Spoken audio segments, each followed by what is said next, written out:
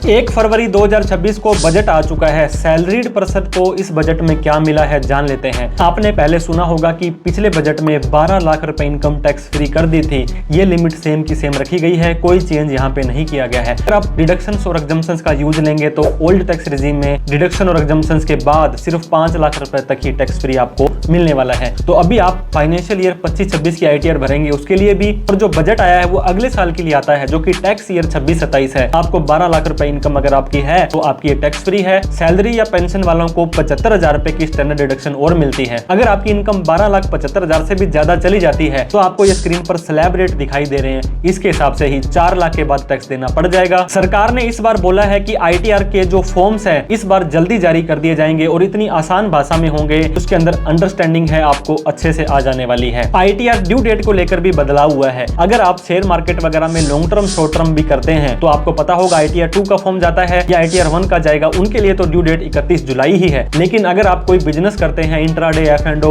ITR 3 या 4 का form अगर आपने भरना है तो आपके लिए 31 जुलाई से ये डेट बढ़ा करके 31 अगस्त कर दी है, 1 महीना बढ़ा दिया है। बात करें रिवाइज ITR की, अगर आपसे कोई गलती हो जाती है, रिवाइज ITR पहले 31 दिसंबर तक भर पाते थे, अब 3 महीने का और टाइम दे दिया गया है। 31 मार्च तक आप पिछले साल की भरी हुई ITR को रिवाइज कर सकते हैं, लेकिन यहाँ पे आपको 1,000 या 5,000 की लेट फीस देनी पड़ेगी। अगर आप शेयर मार्केट में डिविडेंड की कमाई करते हैं और 10,000 रुपए से ज्यादा का एक कंपनी आपको डिविडेंड देती है, अगर आप TDS नहीं कटवाना चाहते हैं तो अलग अलग कंपनी को फॉर्म 15G और H देना पड़ता था, लेकिन अब डिपॉजिटरी के माध्यम से एक बार में ही आप फॉर्म 15G या H सबमिट कर देंगे तो अलग अलग कंपनी को नहीं देना पड़ेगा। STT security transaction tax futures and option में बढ़ा दिया गया है, अब आपको ज्यादा चार्जेस देने पड़ेंगे। तो एक आम आदमी के लिए कोई ऐसी राहत की खबर हमें तो नहीं मिली है। आपके क्या विचार हैं? क्या ये बजट अच्छा था, बुरा था या एवरेज था? कमेंट करके जरूर बताएं। Thank you so much for watching this video.